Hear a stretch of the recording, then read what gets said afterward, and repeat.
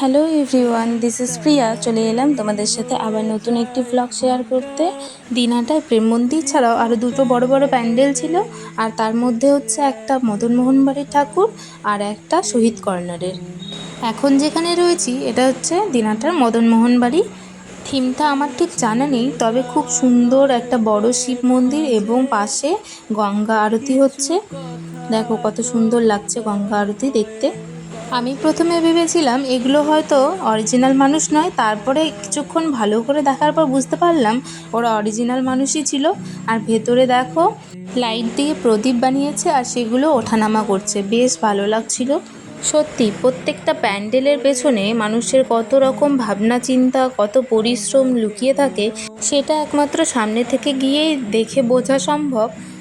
আর ওই যে মাকে দেখা যাচ্ছে। এরপর আমরা পরের গন্তব্যের উদ্দেশ্যে রওনা দিলাম। দিনহাটার বিগ বাজেটের পুজোর মধ্যে অন্যতম শহীদ কর্নার, আর সেখানে ভিড় থাকবে না এটা তো কখনো হতেই পারে না। প্রতি বছরই গিয়ে দেখি ওখানে এত পরিমাণ ভিড়।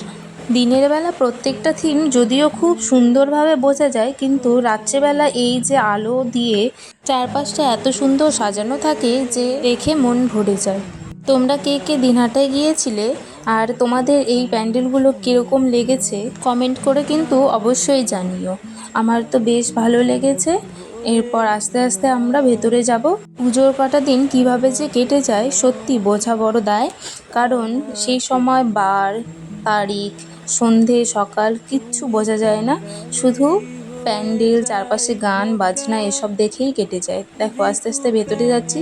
ভেতরটা কিন্তু খুব সুন্দর করে সাজিয়েছে। ওই যে বলেছিলাম শহীদ কর্নার মানেই কিন্তু ভিড়। দেখো ভিড়টা শুধু কোনো রকমে ঠেলে ঠুলে ভেতরে ঢুকে মায়ের মুখখানা দেখে খুব শান্তি পেলাম।